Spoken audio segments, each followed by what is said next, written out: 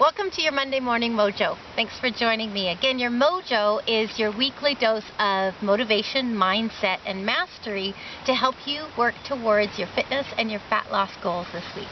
So in terms of motivation, I'm going to ask you to think about your D-date. I mean, setting a deadline for your goal.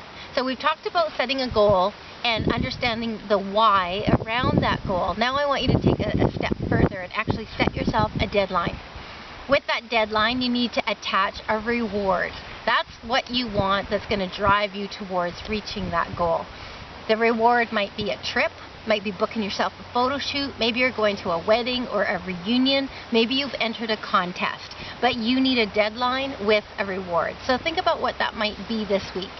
For mindset, this one is hard for us to do, but I want you to start to acknowledge the changes that are happening in your body, in your attitude, in your energy. When somebody pays you a compliment this week, thank them for it. Acknowledge it. Let it sink in. Take a good look in the mirror. Notice the changes that are happening. If clothes are fitting a little differently, notice that. As soon as you start to acknowledge changes happening, they start to flow even better. So I really encourage you to acknowledge changes and compliments this week. The last thing we're going to talk about today is mastery.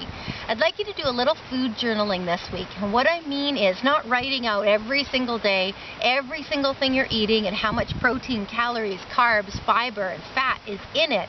But what I'd like you to do is for a day or two, generally write out what you're eating and start to understand, what is my protein level at? What's my fiber level at? What's my sodium at? If you're not sure how to figure that out, make sure and follow my Facebook page, Charlene Sanjanko, Sleek and Sexy, and you're going to see some explanations on how to figure out protein, fat, fiber in your foods. To give you an idea, we need about 1,500 milligrams of sodium in a day. Well, most of us are eating well over 3,000.